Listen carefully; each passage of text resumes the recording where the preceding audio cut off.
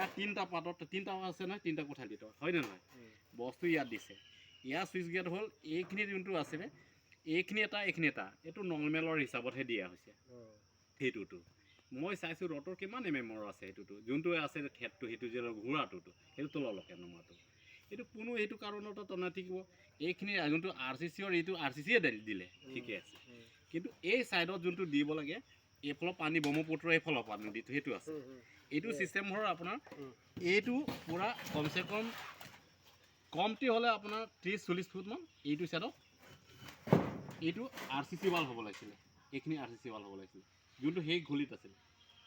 এইখিনিটো RCC wall হ'ব লাগিছিলে, কিন্তু এইটো ছিষ্টেমত তাতো তেনেকৈ চাইছোঁ যোনটো মই চাইছোঁ RCCটো একোৱে নাই, তাতো একো নাই।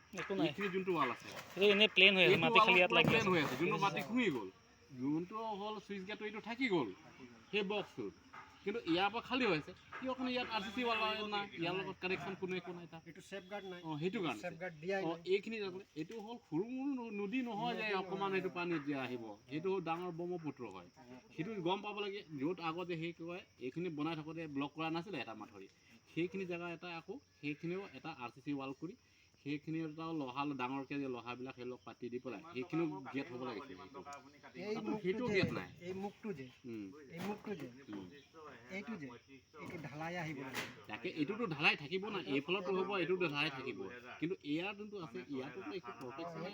মানে মই এইটো 100 ফুটমান ঢালাই কৰি ৰ'দ দি পেলাই এইফালে হ'ব লাগে। আৰু মেইন সেইখিনি হ'ল তাতে ডাঙৰ ডাঙৰ লককেইটা আহিব, ইমান ডাঙৰ ক'ত পাহাৰৰ পৰা লককেইটা, আৰু এইটো ভি চিষ্টেম, আৰু এইটো ভি চিষ্টেম কৰিব লাগিব, মানে কি সৰু কৰিম আৰু এছ আকাৰত আনিব লাগিব যাতে প্ৰেছাৰটো ডাইৰেক্ট নাহে এইফালে। সেইখিনি জেগাত গেট এটা আকৌ সেইখিনি জেগাত হ'ব লাগিব, কিহৰ কাৰণে লোহা আৰু তাৰপৰা কিমান জোৰৰ পানী ঠেলিব, কিমান তাতে আহিব, সেইটো চিষ্টেম কৰে না, সেইটো সেইকাৰণে ডাইৰেক্ট এইটো ঠেলি দিলে। এইটো নতুন মাটি হয়, নতুন বহাই নাই মাটি হয়, তলৰ পৰা আহিব লাগিব যাতে এইটো জানি বুজি কৰা নিচিনাই হ'ল। এইটো 20-12 এনে সৰু ৰ'দ